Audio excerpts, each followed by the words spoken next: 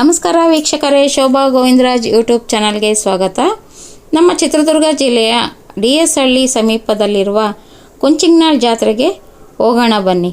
ಈ ಜಾತ್ರೆ ನಮ್ಮ ಗ್ರಾಮ ದೇವತೆ ಆಗಿರುವ ಕಾರಣ ಪ್ರತಿ ವರ್ಷ ಜಾತ್ರೆ ನಡೀತಾನೆ ಇರುತ್ತೆ, ವಿಜೃಂಭಣೆಯಿಂದ ನಡೀತಾ ಇರುತ್ತೆ. ನೋಡಿ, ಇಲ್ಲೆಲ್ಲ ಪೊಲೀಸರು ಇಲ್ಲಿ ನಿಂತ್ಬಿಟ್ಟು ಗಾಡಿಗಳನ್ನ ಯಾವ ಒಳಗಡೆ ಬಿಡ್ದಾಗ ನೋಡ್ಕೊತಿದ್ದಾರೆ. ನೋಡಿ, ಗಾಡಿ ಹೋಗ್ತಿದೆಯಲ್ಲ, ಇದು ಪಾನ್ಕದ ಗಾಡಿ. ಎಷ್ಟು ಚೆನ್ನಾಗಿ ಅಲಂಕಾರ ಮಾಡ್ಕೊಂಡು ಹೋಗ್ತಾ ಇದ್ದಾರೆ ನೋಡಿ. ಹೊಂಗೆ ಮರದ ಎಲೆಗಳು ಮತ್ತು ಗರಿಗಳೆಲ್ಲ ಇಡ್ತಾರೆ, ಯಾಕಂದರೆ ಪಾನಕ ಬಿಸಿ ಆಗಬಾರ್ದು, ತಣ್ಣಗಿರಲಿ ಅನ್ನೋಕ್ಕೋಸ್ಕರ ಹೊಂಗೆ ಮರದ ಎಲೆಗಳನ್ನ ಹಾಕ್ತಾರೆ. ನೋಡಿ, ರಸ್ತೆ ಉದ್ದಕ್ಕೂ ತೆಂಗಿನಕಾಯಿ, ಹೂವು, ಹಣ್ಣು, ಕಾಯಿ ಎಲ್ಲ ಮಾರ್ತಾ ಇದ್ದಾರೆ. ಪಾಪ ಬಿಸಿಲಿದೆ, ಛತ್ರಿ ಕೂಡ ಇಟ್ಕೊಂಡಿಲ್ಲ, ಆ ಥರ ಮಾಡ್ತಾ ಇದ್ದಾರೆ. ತುಂಬ ಬಿಸಿಲಿದೆ ನಮ್ಮೂರಲ್ಲಂತೂ. ನೋಡಿ ಎಷ್ಟು ಜನ ಸೇರಿದ್ದಾರೆ ಜಾತ್ರೆಯಲ್ಲಿ. ಇದು ಬಿಸಿಲು ಅನ್ನೋಕ್ಕೋಸ್ಕರ ಸ್ವಲ್ಪ ಕಡಿಮೆ ಇದ್ದಾರೆ, ಸಂಜೆ ಆಗ್ತಾ ಜಾಸ್ತಿ ಇದ್ದಾರೆ. ನೋಡಿ, ಜೋಗಮ್ಮರದು ದೇವ್ರುಗಳೆಲ್ಲ ಹೊತ್ಕೊಂಬರ್ತಾರಲ್ಲ, ಎಲ್ಲ ಅಲ್ಲೆಲ್ಲಿ ಇಟ್ಕೊಂಡಿದ್ದಾರೆ. ನೋಡಿ ಎಷ್ಟು ಚೆನ್ನಾಗಿ ಅಲಂಕಾರ ಮಾಡಿದ್ದಾರೆ ದೇವ್ರದ್ದು. ವರ್ಷಕ್ಕೊಮ್ಮೆ ನಡೆಯುತ್ತೆ. ಇದು ಯುಗಾದಿ ಹಬ್ಬಕ್ಕಿಂತ ಮುಂಚೆ ನಡೆಯುವಂಥ ಜಾತ್ರೆ ಇದು. ಕಣಿವೆ ಮಾರಮ್ಮ ಜಾತ್ರೆ ಅಂದರೆ ನಮ್ಮೂರಲ್ಲಿ ಫೇಮಸ್ಸು. ನೋಡಿ, ಈ ಜಾತ್ರೆಯಲ್ಲಿ ಇಲ್ಲಿ ಹರಕೆಗಳ್ನ ಹೊತ್ಕೊತಾರೆ, ಹರಕೆಗಳನ್ನ ಮಾಡ್ಕೊಳ್ತಾರೆ. ಸೀರೆ ಕೊಡ್ತೀನಿ ಅಮ್ಮ, ಮಡ್ಡಕ್ಕಿ ಕೊಡ್ತೀನಿ ಅಂತ ಎಲ್ಲ ಬೇಡ್ಕೊಳ್ತಾರೆ. ನಮ್ಮ ಕಷ್ಟಗಳನ್ನೆಲ್ಲ ನಿವಾರಣೆ ಮಾಡಿರಿ ಅಂತ ಕೇಳ್ಕೊಳ್ತಾರೆ ದೇವರಿಗೆ. ಮತ್ತು ಚಿಕ್ಕ ಮಕ್ಕಳಿಗೆ ಅಮ್ಮ ಅಂತ ಬರುತ್ತಲ್ಲ, ದಡಾರ ಅಮ್ಮ ಅಂತ ಬರುತ್ತಲ್ಲ, ಚಿಕನ್ ಪಾಕ್ಸ್ ಬರುತ್ತಲ್ಲ, ಆವಾಗ ಮಕ್ಕಳಿಗೆ ಬೇವಿನ ಸೀರೆ ಉಡಿಸ್ತೀನಮ್ಮ ನಿನಗೆ. ಬೇವಿನ ಸೀರೆ ಅಂದರೆ ಮಕ್ಕಳಿಗೆಲ್ಲ ಬೇವಿನ ಎಲೆ ತಂದುಬಿಟ್ಟು ಸುತ್ತುತ್ತಾರೆ. ಆ ಥರ ಸುತ್ತಬಿಟ್ಟು ಬೇವಿನ ಸೀರೆ ಉಡಿಸ್ಬಿಟ್ಟು ಅವ್ರಿಗೆ ನೀರು ಹಾಕ್ಬಿಟ್ಟು ಹೊಸ ಬಟ್ಟೆಗಳೆಲ್ಲ ಹಾಕ್ತಾರೆ. ಭಾಳ ನಂಬಿಕೆಯಿಂದ ಪೂಜೆ ಮಾಡ್ತಾರೆ, ಜಾತ್ರೆ ಮಾಡ್ತಾರೆ. ಮತ್ತು ಕೋಳಿ ಕೊಯ್ತೀವಿ, ಕುರಿ ಕಡಿತೀವಿ ಅಂತಂದೇಳಿ ಬೇಡ್ಕೊಳ್ತಾರೆ. ಪ್ರಾಣಿ ಹಿಂಸೆ ಮಾಡಬಾರ್ದು, ಅದಕ್ಕೋಸ್ಕರ ಏನು ಮಾಡ್ತಾರೆ ಪೊಲೀಸರಲ್ಲೆಲ್ಲ ಕುರಿನ ಕೋಳಿನ ಕಡಿಯೋಕ್ಕೆ ಬಿಡಲ್ಲ ಪೊಲೀಸರು. ಅದಕ್ಕೆ ದೇವ್ರದ್ದು ಪ್ರಸಾದ ಅಂದರೆ ತೀರ್ಥ ತೊಗೊಂಡೋಗ್ಬಿಟ್ಟು ಏನು ಮಾಡ್ತಾರೆ, ಅವರು ಬಿಡಾರ ಹಾಕಿರ್ತಾರಲ್ಲ, ಅಲ್ಲೋಗ್ಬಿಟ್ಟು ಅದಕ್ಕೆ ಕುರಿಗೆ ಕೋಳಿಗೆ ಹಾಕ್ಬಿಟ್ಟು ಕುರಿ ಕಡಿಯೋದು ಆ ಥರ ಮಾಡ್ತಾರೆ. ಅದಕ್ಕೋಸ್ಕರ ಇಲ್ಲಿ ಪೊಲೀಸರು ಯಾವುದೇ ಕಾರಣಕ್ಕೂ ದೇವ್ರ ಹತ್ರ ಕಟ್ ಮಾಡೋಕ್ಕೆ ಬಿಡಲ್ಲ. ಅದಕ್ಕೋಸ್ಕರ ಅವ್ರು ಏನು ಮಾಡ್ತಾರೆ, ಅಲ್ಲಿ ಪೆಂಡಲೆಲ್ಲ ಹಾಕ್ಬಿಟ್ಟು ಅಲ್ಲಿ ಮಾಡ್ತಾರಲ್ಲ, ಅಲ್ಲಿ ಹೋಗಿ ತೊಗೊಂಡೋಗಿ ಮಾಡ್ತಾರೆ. ನೋಡಿ, ದೇವರು ಎಷ್ಟು ಚೆನ್ನಾಗಿ ಕಾಣಿಸ್ತಿದೆ. ಇದು ಗರ್ಭಗುಡಿಯಲ್ಲಿ ಇರೋವಂಥ ದೇವರಲ್ಲ, ಇದು ಉತ್ಸವ ಮೂರ್ತಿ ದೇವರು. ನೋಡಿ, ದೇವರಿಗೆ ಸೀರೆ ಬಳೆ ಎಲ್ಲ ಎಷ್ಟು ಅಲಂಕಾರ ಮಾಡಿದ್ದಾರೆ. ನೀವು ದರ್ಶನ ಮಾಡ್ಕೊಳ್ಳಿ ವೀಕ್ಷಕರೇ. ಎಷ್ಟು ಚೆನ್ನಾಗಿ ದೇವಿಯ ದರ್ಶನ ಆಗ್ತಾಯಿದೆ ನೋಡಿ. ಎಷ್ಟು ಚೆನ್ನಾಗಿ ಹೂವಿನ ಅಲಂಕಾರದಿಂದ ದೇವಿ ಕಂಗೊಳಿಸ್ತಿದ್ದಾಳೆ. ಕಣ್ಣಲ್ಲೇ ಎಷ್ಟು ಆನಂದ ತುಂಬಿದೆ ಅನಿಸುತ್ತೆ. ನೋಡಿದ್ರೇ ನಮಗೆ ಮೈಯೆಲ್ಲ ಜುಮ್ ಅನಿಸುತ್ತೆ, ಆ ಥರ ಇದೆ ದೇವಿ.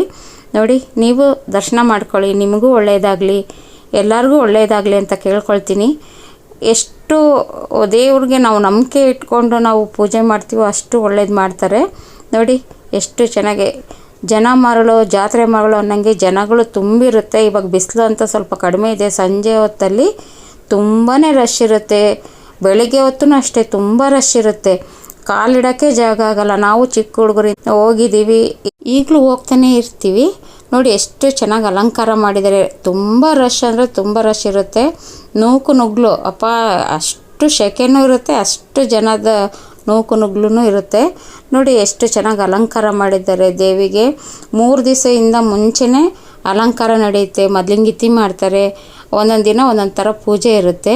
ನೋಡಿ, ಹಸುಗಳಿಗೂ ಸಹ ಕರ್ಕೊಂಬರ್ತಾರೆ, ಪೂಜೆ ಮಾಡಿಸ್ತಾರೆ, ಕರ್ಕೊಂಡು ಹೋಗ್ತಾರೆ. ಮತ್ತು ನೋಡಿ, ಇದು ಮಾತಂಗಮ್ಮ ದೇವಿ, ಆ ದೇವಸ್ಥಾನದ ಪಕ್ಕದಲ್ಲೇ ಇದೆ. ಇದು ಮಾತಂಗಮ್ಮ ಅಂತಂದು ಹೇಳ್ಬಿಟ್ಟು ನೋಡಿ, ದೇವ್ರ ದರ್ಶನ ಮಾಡ್ಕೊಳ್ಳಿ ನೀವು. ನೋಡಿ ಎಷ್ಟು ಚೆನ್ನಾಗಿ ಅಲಂಕಾರ ಮಾಡಿದ್ದಾರೆ, ಎಷ್ಟು ಚೆನ್ನಾಗಿ ಕಾಣಿಸ್ತಿದೆ ಅಲ್ವಾ. ಕೈ ಮುಕ್ಕೊಳ್ಳಿ ಎಲ್ಲರೂ, ಒಳ್ಳೇದಾಗ್ಲಪ್ಪ ಅಂತ. ನೋಡಿ, ಇದು ಸಿಡಿ ಅಂತಂದು ಹೇಳ್ಬಿಟ್ಟು ಸಂಜೆ 4 ಗಂಟೆ ಮೇಲೆ ಇದು ಸಿಡಿ ಮಾಡ್ತಾರೆ.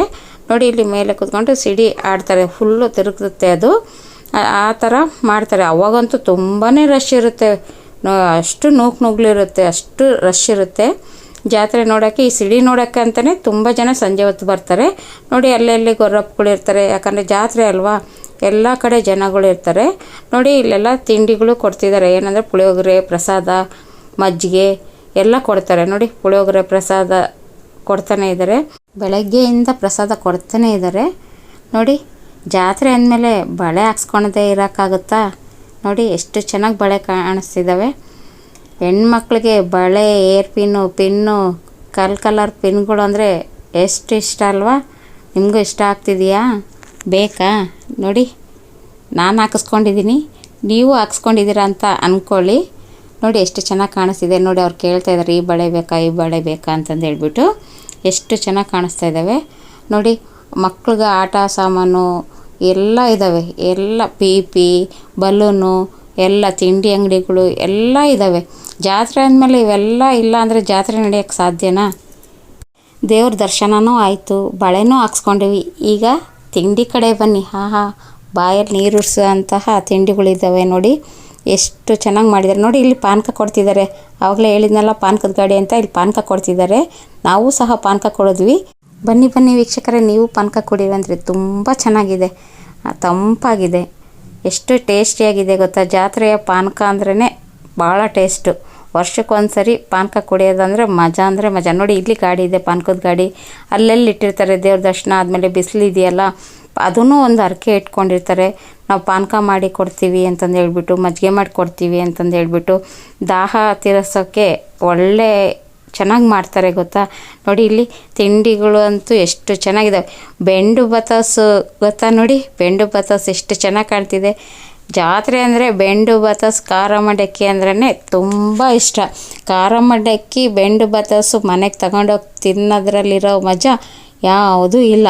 ನೋಡಿ ಎಷ್ಟು ಚೆನ್ನಾಗಿ ಎಲ್ಲಿ ನೋಡಿದ್ರೂ ತಿಂಡಿಗಳೇ. ನೋಡಿ ವೀಕ್ಷಕರೇ, ಎಷ್ಟು ಚೆನ್ನಾಗಿ ಖಾರ ಮಂಡಕ್ಕಿ ಅಂಗಡಿಗಳೆಲ್ಲ ಇದ್ದಾವೆ ನೋಡಿ. ಅಲ್ಲೆಲ್ಲಿ ತಗೊಳ್ತಾ ಇರ್ತಾರೆ, ಸುತ್ತಮುತ್ತ ಹಳ್ಳಿಗಳಿಂದ ಎಲ್ಲ ಬಂದಿರ್ತಾರೆ. ಜಾತ್ರೆಗೆ ಬಂದಿದ್ದಾರೆ ಅಂದಮೇಲೆ ಮನೆಗೆ ಹೋದ್ಮೇಲೆ ಖಾರ ಮಂಡಕ್ಕಿ ಬೆಂಡು ಬತಾಸು ಎಲ್ಲ ತಗೊಂಡು ಹೋದ್ರೇ ಅದು ಜಾತ್ರೆಯಿಂದ ಬಂದಿರೋದು ಅಂತ ಗೊತ್ತಾಗುತ್ತೆ.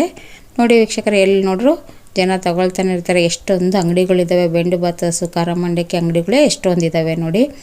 ಕಣಿವೆ ಮಾರಮ್ಮ ದೇವರು ಅಂದ್ರೇ ತುಂಬ ಅದರದ್ದು ವಿಶೇಷತೆ ಇದೆ ವೀಕ್ಷಕರೇ. ಕಣಿವೆ ಮಾರಮ್ಮ ದೇವ್ರದ್ದು ಕಥೆನೇ ಇದೆಯಂತೆ. ಏನಪ್ಪ ಕತೆ ಅಂದರೆ ನಮಗೆ ಸರಿಯಾಗಿ ಗೊತ್ತಿಲ್ಲ. ನಮ್ಮ ಅತ್ತೆಯರಿಗೆ ಅವ್ರ ಅಜ್ಜಿ ಹೇಳಿದ ಕತೆ ಅಂತೆ. ಅದು ಸರಿನೋ ತಪ್ಪೋ ನನಗೆ ಗೊತ್ತಿಲ್ಲ. ಅದನ್ನು ನಮಗೆ ಹೇಳಿರೋ ಕಥೆನ ನಿಮ್ಗೊಂದು ಚಿಕ್ಕದಾಗಿ ಹೇಳ್ತೀನಿ. ಈ ಕಣಿವೆ ಮಾರಮ್ಮ ದೇವಸ್ಥಾನ ಆಗಿನ ಕಾಲದಲ್ಲಿ ಚಿಕ್ಕದಾಗಿತ್ತಂತೆ. ಅದಕ್ಕೆ ಬಾಗಿಲಿರಲಿಲ್ಲ, ಏನಿರಲಿಲ್ಲ, ಬರೀ ಮೂರ್ತಿ ಮಾತ್ರ ಇಟ್ಟಿದ್ರಂತೆ. ಈ ಕಾಡಿನ ಜನಗಳು ಎಲ್ಲಿ ಸುತ್ತಮುತ್ತ ಕಾಡಲ್ವಾ, ಆ ಕಡೆ ಈ ಕಡೆ ಎಲ್ಲ ಬಂದು ಕೈ ಮುಕ್ಕೊಂಡು ಹೋಗೋರಂತೆ. ಒಂದು ದಿನ ಏನು ಮಾಡಿದ್ರು, ಒಂದು 3 ಜನ ಕಳ್ಳರು ಬಂದುಬಿಟ್ಟು ಆ ಮೂರ್ತಿನ ಕಟ್ ಮಾಡ್ಕೊಂಡು ತಗೊಂಡು ಹೋಗ್ತಾನೇ ಇರ್ತಾರಂತೆ. ಅವ್ರಿಗೆ ದಾರಿನೇ ಸಾಗಲ್ಲಂತೆ. ಹೋಗ್ತಾನೇ ಇರ್ತಾರಂತೆ. ಎಷ್ಟು ದೂರ, ಸ್ವಲ್ಪ ದೂರ ಹೋಗ್ತಾನೆ ಇರುವಾಗ ಏನು ಮಾಡ್ತಾರೆ, ಅವ್ರಿಗೆ ಕಣ್ಣೇ ಕಾಣ್ದಂಗೆ ಆಗ್ಬಿಡುತ್ತಂತೆ. ಕಣ್ಣೆಲ್ಲ ಮಂಜಾದಂಗೆ. ಹಿಂಗೆ ಹೋಗ್ತಾ ದಾರಿ ಸಾಗಲ್ಲ. ಏನು ಮಾಡೋದು, ಬೆಳಗ್ಗೆನೇ ಆಗೋಗ್ಬಿಡುತ್ತಂತೆ, ಬೆಳಗಿನ ಜಾವ. ಆಗ ಪೊಲೀಸರಿಗೆ ಇವ್ರು 3 ಜನ ಕಳ್ಳರು ಯಾಕೆ ಇಲ್ಲಿ ಬಚ್ಚಿಟ್ಕೊಂಡಿದ್ದಾರೆ, ಇಲ್ಲಿ ಈ ಥರ ಮಾಡ್ತಿದ್ದಾರೆ ಅಂತಂದು ಹೇಳ್ಬಿಟ್ಟು ಪೊಲೀಸರು ಏನು ಮಾಡ್ತಾರೆ, ಅವ್ರನ್ನ ನೋಡಿಬಿಟ್ಟು ಈ ಮೂರ್ತಿ ಕಳ್ತ್ಕೊಂಬಂದಿದ್ದಾರಲ್ಲ ಅಂತಂದು ಹೇಳ್ಬಿಟ್ಟು ಏನು ಮಾಡ್ತಾರೆ, ಅದನ್ನು ತೊಗೊಂಡೋಗ್ಬಿಟ್ಟು ಪೊಲೀಸ್ ಸ್ಟೇಷನ್ ಹತ್ರ ಇಡ್ತಾರಂತೆ ಒಂದು ಮೂರ್ತಿನ. ಅದು ಯಾರು, ಕಣಿವೆ ಮಾರಮ್ಮನ. ಇವಾಗ ಅಲ್ಲಿ ಪೊಲೀಸ್ ಸ್ಟೇಷನ್ ಹತ್ರನೂ ಒಂದು ಕಣಿವೆ ಮಾರಮ್ಮ ದೇವರಿದೆ. ಇದು ಸತ್ಯನೋ ಏನೋ ನನಗೆ ಗೊತ್ತಿಲ್ಲ. ನನಗೆ ನಮ್ಮ ಅತ್ತೆಯವ್ರು ಹೇಳಿದ್ದು, ಅವ್ರ ಅಜ್ಜಿ ಅವ್ರಿಗೆ ಹೇಳಿರೋದು ಕತೆ ನಮಗೆ ಹೇಳಿದರು. ಅದನ್ನು ನಿಮ್ಮಲ್ಲಿ ಹೇಳ್ಕೊಂಡಿದ್ದೀನಿ. ಅಲ್ಲಿ ಪೊಲೀಸ್ ಸ್ಟೇಷನ್ ಹತ್ರ ಇರುವ ಕಣಿವೆ ಮಾರಮ್ಮನ ದೇವಸ್ಥಾನದ ಹತ್ರನೂ ಇವತ್ತೇ ಪೂಜೆ ನಡೆಯೋದು. ಅದು ನೆಕ್ಸ್ಟ್ ಎಪಿಸೋಡಲ್ಲಿ ನಿಮಗೆ ತೋರಿಸ್ತೀನಿ. ಆ ದೇವ್ರದ್ದು ಅಲ್ಲಿ ಯಾವ ರೀತಿ ಜಾತ್ರೆ ಮಾಡ್ತಾರೆ ಅಂತಂದು ಹೇಳ್ಬಿಟ್ಟು. ವೀಕ್ಷಕರೇ, ದೇವ್ರ ದರ್ಶನವೂ ಆಯಿತು, ಜಾತ್ರೆನೂ ಮುಗಿಸ್ಕೊಂಡ್ವಿ, ಪಾನಕನೂ ಕುಡಿದ್ವಿ, ಪ್ರಸಾದನೂ ತಿಂದ್ವಿ, ಬಳೆನೂ ಹಾಕಿಸ್ಕೊಂಡ್ವಿ, ಬೆಂಡು ಬತಾಸು ತಗೊಂಡು ಖಾರ ಮಂಡಕ್ಕಿ ಎಲ್ಲ ತಗೊಂಡು ಇವಾಗ ಮನೆಗೆ ಹೋಗೋಣ. ನೋಡಿ ವೀಕ್ಷಕರೇ, ಅಜ್ಜಿ ವ್ಯಾಪಾರ ಮಾಡ್ತಿದ್ದೆ ಪಾಪ. ಈ ಛತ್ರಿ ಇಲ್ಲ ಅಂತಂದು ಹೇಳ್ಬಿಟ್ಟು ಕವರ್ ಹಾಕೊಂಡು ವ್ಯಾಪಾರ ಮಾಡ್ತಾಯಿದ್ದೆ ನೋಡಿ ಪಾಪ, ಬಿಸಿಲಲ್ಲಿ. ನೋಡಿ ಇಂಥರ ಹತ್ರ ವ್ಯಾಪಾರ ಮಾಡಬೇಕು. ನೋಡಿ ಇಲ್ಲೆಲ್ಲ ದೇವ್ರ ಫೋಟೋಸು, ಕುದುರೆ ಫೋಟೋಸು ಎಲ್ಲ ಇಟ್ಕೊಂಡಿದ್ದಾರೆ. ನಾವು ಒಂದು ಫೋಟೋ ತೊಗೊಂಡ್ವಿ. ವೀಕ್ಷಕರೇ, ಇದು ಗರ್ಭಗುಡಿಯಲ್ಲಿರ್ತಕ್ಕಂಥ ಕಣಿವೆ ಮಾರಮ್ಮ. ಮೊದಲು ತೋರಿಸಿದ್ವಲ್ಲ ಅಲ್ಲಿ ಮುಂದೆ ಜಾತ್ರೆ ನಡೀತಾ ಇರುವಾಗ, ಅದು ಬಂದು ಉತ್ಸವ ಮೂರ್ತಿ. ಇದು ಗರ್ಭಗುಡಿಯಲ್ಲಿರೋದು ರಿಯಲ್ ದೇವರು. ಅದು ಉತ್ಸವ ಮೂರ್ತಿ ಅಂದರೆ ಊರೆಲ್ಲ ಸುತ್ತಾಕೊಂಡು ಬರುತ್ತೆ ಮತ್ತು ದೇವ್ರ ಗುಡಿಯಲ್ಲಿ ಕೂತ್ಕೊಳ್ಳುತ್ತೆ. ಇದು ಅಲ್ಲೇ ನೆಲೆಸಿರ್ತಕ್ಕಂಥ ಕಣಿವೆ ಮಾರಮ್ಮ. ವೀಕ್ಷಕರೇ, ಕಣಿವೆ ಮಾರಮ್ಮ ಎಲ್ಲರಿಗೂ ಒಳ್ಳೇದು ಮಾಡಲಿ, ಆರೋಗ್ಯ ಸಿರಿ ಸಂಪತ್ತನ್ನು ಕೊಟ್ಟು ಕಾಪಾಡಲಿ ಅಂತ ಕೇಳ್ಕೊಳ್ತೀನಿ. ವೀಕ್ಷಕರೇ, ಈ ವಿಡಿಯೋ ನಿಮಗೆ ಇಷ್ಟ ಆಗಿದೆ ಅಂದ್ಕೊಳ್ತೀನಿ. ಲೈಕ್ ಮಾಡಿ, ಶೇರ್ ಮಾಡಿ, ಸಬ್ಸ್ಕ್ರೈಬ್ ಮಾಡಿ. Thank you.